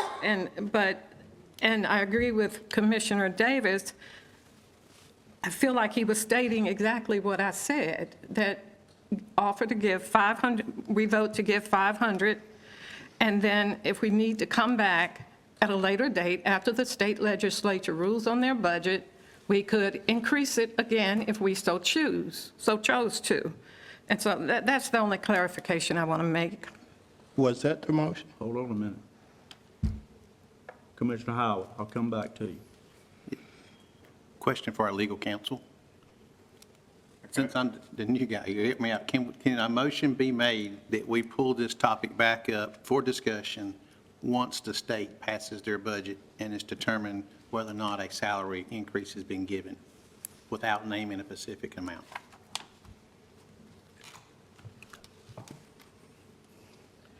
There was a motion on the floor that was seconded and failed. For a specific amount today. For a specific amount. That was by Commissioner Wilkins. Correct.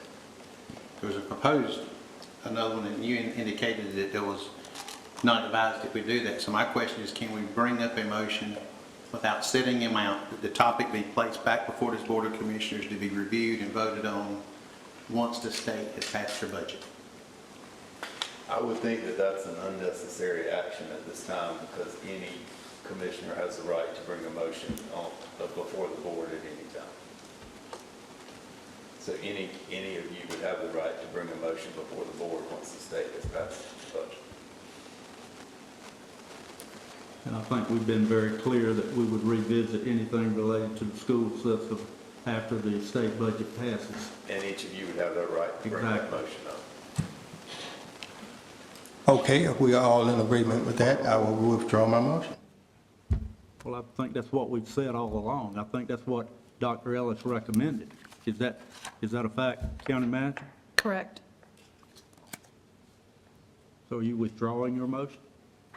I'll withdraw the motion as long as the board consider we're going to revisit this once that budget is passed. Well, we will. All right. All right. That motion's been withdrawn? Who seconded that motion? No one? Okay, so that motion's been withdrawn. All right, are we ready to move to the next item on Commissioner Wilkins' list? Thank you, Mr. Chairman. My next motion concerns outside agency funding. I want to make clear before I state the motion that it has been said up here by a fellow commissioner and by a staff member that there are two agencies in Edgecombe County that receive funding from Nash County when I raised opposition to Casa Azul de Wilson receiving $10,000. Again, I want to be clear that the two agencies in Edgecombe County are in the city limits of Rocky Mount. Were they not in the city limits and out in the county, say Tarboro area, I would be voicing the same opposition I am voicing to Casa Azul and those who brought these agencies up in that manner. I feel it was a cheap shot to give Nash County taxpayer dollars to a Wilson County nonprofit that they or someone they know may have an interest in. Not to mention that Casa Azul de Wilson only serves one ethnicity, one race, as indicated by their website and, as I have stated before, on the Secretary of State's website through paperwork they submitted. For the record, I want to make clear this is not a consensus vote, and therefore my second motion is that Casa Azul de Wilson be removed from outside agency funding and that the $10,000 allocated to them be divided equally among the lowest receiving 6 Nash County agencies receiving number one, $3,000 going to the Spalding Center. The other 5 are receiving $5,000. That would be the Wright Center, A Touch of the Father's Love, the Mercer Foundation, and Nash County Arts Center, as well as United Way, North Carolina 211 program. So, Mr. Chairman, that is my motion that we remove Casa Azul from outside agency funding. Is everybody clear on that motion? Everybody clear? Is there a second to that motion? Second. Second by Commissioner Belfield. Any further discussion? We're going to do this by show of hands. All in favor of that motion, raise your right hand. All opposed to that motion, raise your right hand. Motion fails on a 5-2 vote. Thank you, Commissioner Wilkins, for your thoughts and input there. Back to you, County Manager, for the budget ordinance. Are we ready to, Commissioner Wilkins? Forgive me, Mr. Chairman. I do have one other thing I want to say. In the email that Commissioner Davis sent out to us yesterday, I feel he has a valid point of concern of using opioid settlement funds for staff salaries. I agree that all the opioid funds should go to citizens in Nash County who are in need, with the exception of staff hired to run the recovery homes and shelters that may be used to facilitate recovery of those affected.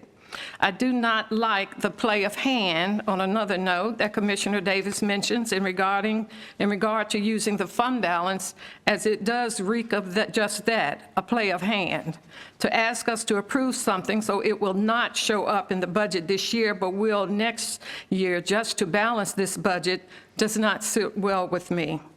And I just wanted to make that statement. Okay, thank you, Commissioner Wilkins.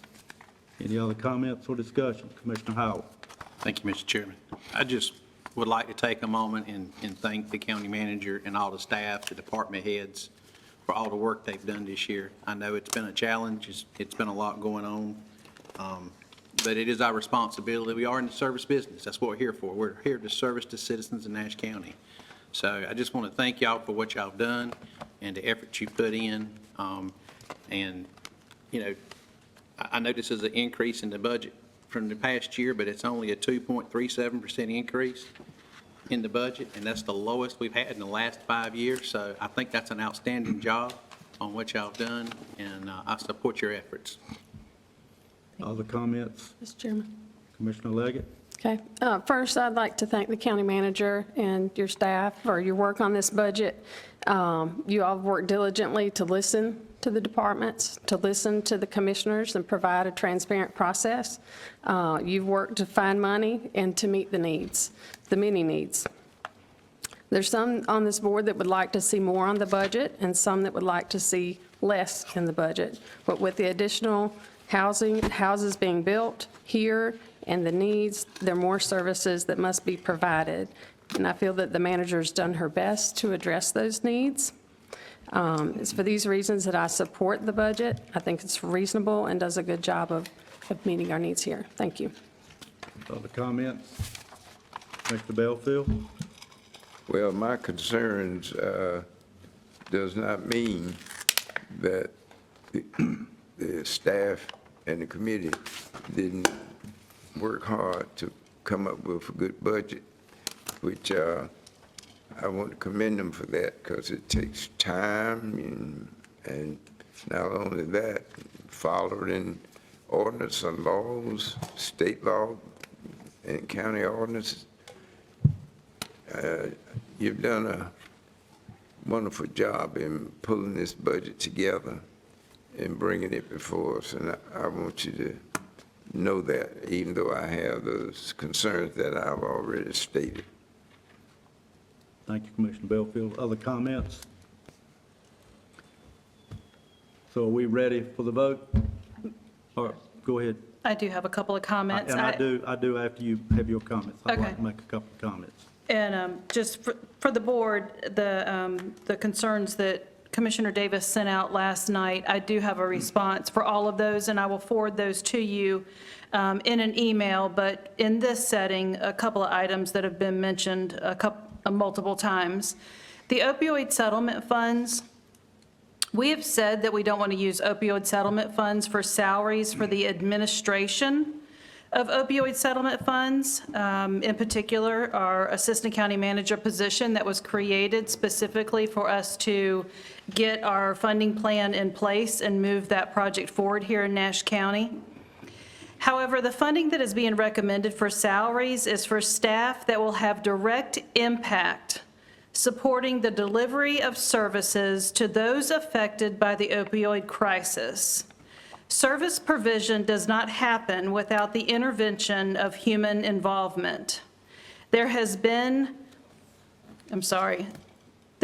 be human interfacing with those in need of services in order to assess the needs, formulate a plan, assist with linkages, provide support, follow through, and case management to realize successful outcomes. This does not happen without providing funding to support positions. The other item that I wanted to address was the $2.5 million that we have asked for a project ordinance in today's meeting, as well as the budget amendment for the $2.5 million. The reasoning behind bringing that to the board today, before we put the project out to bid and have final numbers on that project, is that is the single item that is not in your FY26 budget, nor is it in the bundling package of items that we plan to finance moving forward. That is a $2.5 million item that has not been mentioned as part of this process, and so we wanted to be fully transparent and bring that item to the board today to make sure that you're not forgetting that we wish to fund that $2.5 million from fund balance. I have asked our finance director, Nikki Stanton, to provide me with some information about where we stand on fund balance. We have realized over $6 million in collections of ad valorem taxes in our FY25 budget that we did not plan for. We've also realized an additional $1.4 million in investment income over what was budgeted, as well as $1.4 million over budgeted for collections from moving from one agreement to our newest agreement with Nash UNC. So in total, when you factor in the $2.5 million that we've asked you to allocate today for the senior center project, when you factor in all of the fund balance appropriations that you visited with Nikki and the budget amendments that we have asked you for today, and looking at fund balance that's being appropriated in this budget at $1.9 million, we have an additional, between those two, between those expenses and those revenues, we still have about $3 million being added back to fund balance. So I want this board to know that even on top of the spending that we're doing, the allocation of fund balance that we have been making, even in today's meeting and in this budget moving forward, we will be adding back to fund balance. And that's all I have, sir. Okay, before I make my comments, does anybody else have any comments? Thank you, Madam Manager. Just briefly, I want to say as chairman, I've been committed throughout this budget process to transparency, fairness, and ensuring that every commissioner had the opportunity to be fully heard. This process started with meetings in March, followed by a public budget work session in April, other open budget meetings and discussions since April, as well as a public hearing at our June 2nd meeting. Concerns and questions were encouraged in each meeting, and many were raised, some more than once. I want to reaffirm that my role as chair has not been to push a personal agenda or try to control things behind the scenes, but to foster an open process where all voices are heard and the public can clearly see how we arrived at our decisions. We have a duty to our citizens to act with transparency, cooperation, and consistency. I remain committed to that responsibility and to leading this board in a way that reflects fairness and trust in the process we followed together. With that said, I call for a motion on the budget ordinance. Second. No, I'm asking for a motion on the budget ordinance, I'll make a motion, sir. to adopt the budget ordinance. Yes, sir. Is there a second to that motion? Second. Second by Commissioner Leggett. Any further discussion? All right, we're going to vote by hands again, since it possibly will be split. All in favor of that motion indicate by raising your right hand. That's 5 votes. All opposed? 5 to 2. The budget ordinance is adopted. Thank you, Madam Manager. Thank you. All right, we're going to move now to agenda item number 13, Board Committee or Special Reports, and I'll call on Vice Chairperson Leggett to call for those reports. Okay, thank you, Chairman Outlaw, and good afternoon. At this time, we will hear reports from commissioners on the boards or committees which they serve, and in the interest of time, if there's no significant items to report or the board has not met, you may simply indicate no report. So first, from District 1, I'll call on Commissioner Arrington. Okay. My first committee is Juvenile Crime Prevention Council, and I attended meetings in April and May, and there is no real significant reporting other than we have various committees, community organizations that work on preventing juvenile crime. So attended that. And our capital project group committee, we canceled our meeting from our last, for this past month, so unless my other committee members have something to add, I will leave that. ARPA group, we have pretty much spent that funding, and I think our last meeting, we had some interest funding that we were going to allot to completing a water project in the northern section of the county. All right. Okay, Parks and Rec Committee, we have a meeting set for this week, right? Yeah, so, no, this, I believe it's next week. Next week. So we'll get an update on what that is. Also, my new committee was the Gateway Technology Center Board. I attended a meeting in April and got introduced to the board members, and we have another meeting in July the 15th. Our Safety Committee, also we postponed that Safety Committee this past week. So unless my other committee members have something, I don't have anything on that. Also, the Home and Community Care Block Grant Committee, I attended that meeting, and that meeting was held in April, which we awarded, we had 1, 2, 3, 4, 5, 6. I think we awarded 6 organizations with the senior citizen grants. And that's the conclusion of my report. Okay, thank you, Commissioner Arrington. Next, from District 2, Commissioner Belfield, your committee reports. All right. The farmers market is moving along smooth and well. Each Saturday morning at 9 o'clock,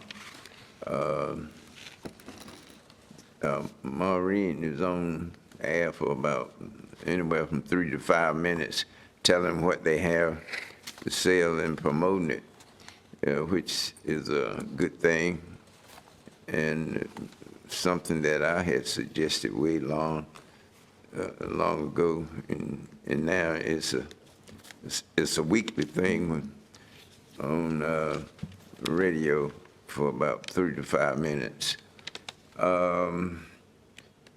The Upper Coast Plain Council of Government, we meet tomorrow at 6 o'clock to finalize the fiscal year budget.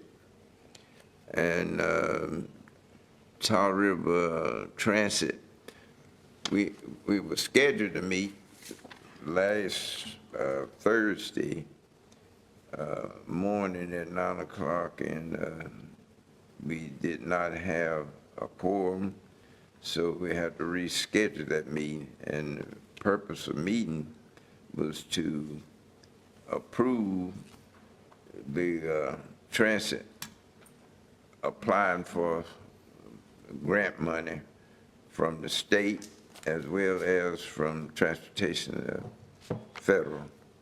And that meeting has not been rescheduled, but I expect it will be within the next 2 weeks, because they're going to have to get that information in. The city council, it's got to go before the city council. So the meeting will be scheduled somewhere within the next 2 weeks. And that is my report. Okay, thank you, Commissioner Belfield. And from District 3, Commissioner Howell. Thank you, ma'am. The Volunteer Agriculture Advisory Board just met, and as was discussed at the meeting here, when we approved the farm preservation program to move forward, this group has scheduled a series of meetings to take place between now and this fall to go through the details so we can bring them back to the board to make you aware of the details of the program and hopefully get your support on this program so we can move forward. And that should hopefully take place sometime this fall. Don't have an exact date yet, and we're going to open this up. I think there's some different avenues is trying to get some more input in and make sure this program is customized to Nash County. And all the remaining boards, I think they've either been covered or we haven't had any activity. Okay, thank you, Commissioner Howell. Next from District 4, I'll give my reports. First is from the UNC Nash Healthcare Board of Commissioners. I'll report on a couple of items, and then I'll let Commissioner Wilkins finish the report. UNC Health Nash recently broke ground on their new inpatient bed tower. Many of the commissioners here attended. The goal of this tower is to modernize care delivery and enhance operational efficiency. It'll be a 7-story state-of-the-art building on their existing campus. The full tower project is expected to receive approval by the local government commission later this year and is scheduled to be completed in the fall of 2027. The next item you may have already seen in the newspapers. I know for sure if you read the Nashville Graphic, you've seen it. There will be a new medical office building constructed in the town of Nashville as well as Middlesex. Both of them will be primary care practices. The Nashville office will have space for up to 8 providers and an urgent care facility. The Middlesex office will also have space for 8 providers and additional space for future growth such as imagery. Both facilities are expected to be operational by late summer of 2026, so next year. The Natural Resources Resilience Committee most recently met on May the 8th. Nash County and the town of Nashville both reported on soil and water projects that are underway. One of the projects is Nash County Stream Rehabilitation, which will be cleaning up over 19,000 feet of Swift Creek. The Nash County Soil and Water Office has been very active with various outreach events, including a recent soil health event which took place on June the 5th. This committee is expected to meet again in September. I really don't have a lot to report on the farmers market as their advisory group has not met. I will report, though, that they do have summer hours. In the months of June, July, and August, the farmers market in Rocky Mount is open on Tuesdays from 3 to 6 and Thursdays from 12 to 5. And that's in addition to their Saturday hours from 8 to 1. And I do not have anything to report on the Capital Projects Committee. So at this time, we'll call on from District 5, Commissioner Outlaw. Thank you, Commissioner Leggett. Following last month's meeting when we were supposed to provide committee reports, because of time, we didn't do it. So I sent my information to all the commissioners electronically or put it in your mailbox, so I have no changes to that information. And I'd be glad to provide that information to the media if you'd like a copy of it after this meeting. So that's all I have now. Okay, thank you, Chairman Outlaw. Now from District 6, Commissioner Wilkins. Thank you, Vice Chair Leggett. I attended the Governor's Roundtable on Medicaid in April. North Carolina Governor Josh Stein and Secretary of Health and Human Services Sangvi, I can never pronounce that, hosted a roundtable discussion at UNC Health Nash on the importance of Medicaid, given the current threats to federal funding. Nash's CEO, Lee Isley, and primary care provider, Dr. Joanna Dauber, participated in the panel discussion, raising awareness of how critical these programs are for rural health care. The Nash leadership team is currently preparing a variety of operational plans in response to various scenarios that may play out in federal or state funding cuts. Also, in March, UNC Health Nash and OIC launched a new partnership, which you probably have already heard in the media, which brings a mobile primary care bus to neighborhoods and churches that most need improved access to health care based on hospital discharge data and community needs data. The OIC mobile unit offers essential health care services, including annual health screenings, physical exams, blood pressure checks, diabetes screenings, and chronic disease management. And Nash Healthcare is providing staffing support to allow the mobile unit to be out in the community on a frequent and consistent basis. And the program just complements UNC Nash's community paramedic program, which sends paramedics into homes of high-risk discharges throughout Nash County and beyond to ensure continuity of care beyond hospitalization.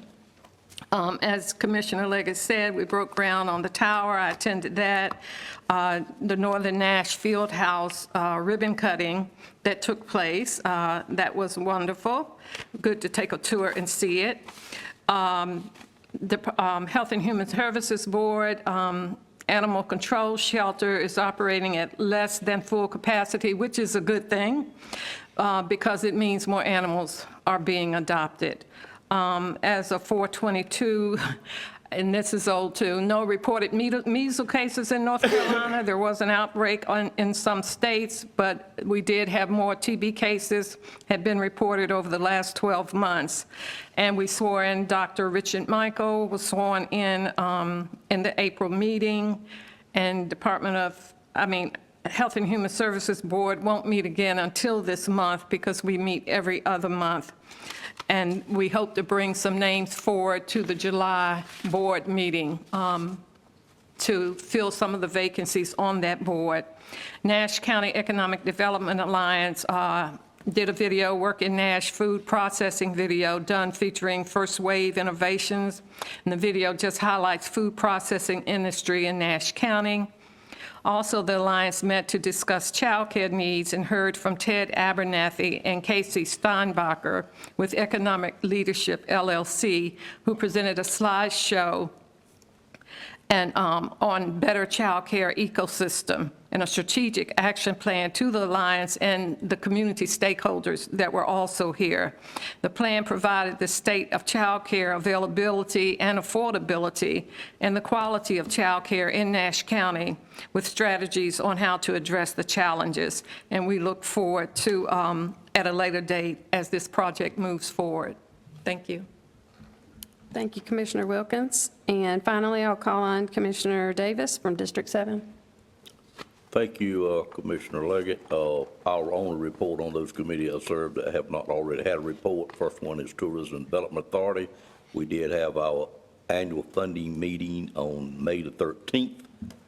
Meeting went very well. We had, if I recall correctly, 16 applicants. We were able to fund everyone that applied for a grant in some amount. A lot of them got what they asked for. Some of them were a reduced amount. We worked hard to get the total amount to not exceed what the projected revenue is for next year, which is what we were able to do. And we're having a lot of success with those agencies reporting back how they spent the money in a timely fashion and meeting the new criteria that our finance department has asked for. The High-Speed Internet Committee did have a meeting on May the 19th. Each commissioner received a report that looks like that in your box. It is very thorough, and if you have any questions about it after reading that, I'm sure you've all read it. It is still a challenging process to get rural internet throughout Nash County, but this committee is determined that we're going to do it someday, and it is, quite frankly, looking a little bit brighter, and I would encourage you to continue reading the updates that that committee gives, and if you have any specific questions, Emily would probably be the best person to ask those. Park Committee was mentioned when we have our next meeting. The capital project group, each time we meet, Mr. Boone gives a thorough report in your box, so I won't belay the meeting by going through those, but if you have any questions, you can ask Mr. Boone, of course, or either Marvin or Sue or myself. Economic Development Alliance, Commissioner Wilkins gave a great report on. ARP, as Mr. Arrington said, is about closed out. The Trillium Health Resource Board that I now serve on, I have met with that board 3 times. We meet on the 4th Tuesday of every other month. It is a lot to learn. Quite frankly, I'm in a learning curve with those. They are board members from throughout all the counties in the eastern part of the state. Their primary concern at this time, of course, is watching the state budget, but more importantly, watching the federal budget, seeing what changes are going to be made. We do know there are some cuts coming that will make us have to realign some of the programs that we're doing, but it is a great board to serve on, and as I continue to learn, I'll try to do a better job of reporting what goes on there. Of course, Dave Peterson comes to us once a year and catches us up very well on that. The Safety Committee, as was mentioned, was canceled at the request of the sheriff last meeting, and we'll be meeting pretty soon on that. Thank you, ma'am. Okay, Any questions? Thank you. thank you. Are there any commissioners that have any specific questions about the reports presented? Okay. If you think of something later, I would encourage you to reach out to your fellow commissioners individually, and want to thank you for your reports and commitment to Nash County. This is a non-action item, and I will turn the floor back over to Chairman Outlaw. Thank you, Commissioner Leggett. I think that concludes our business for today. Before I go to a motion, I would just like to express my appreciation to the manager and the staff for the work you did on the budget. I think it's a good budget. I agree with you. It's not everything to everybody, but overall, I think it's a very good budget, and I appreciate the work that's gone into it. So with that said, is there a motion? So moved, Adjourn. Mr. Chairman. Moved by Commissioner Arrington. Is there a second? Second by Commissioner Howell. All in favor indicate by saying yes. Yes. Yes. Opposed, no. We're now adjourned.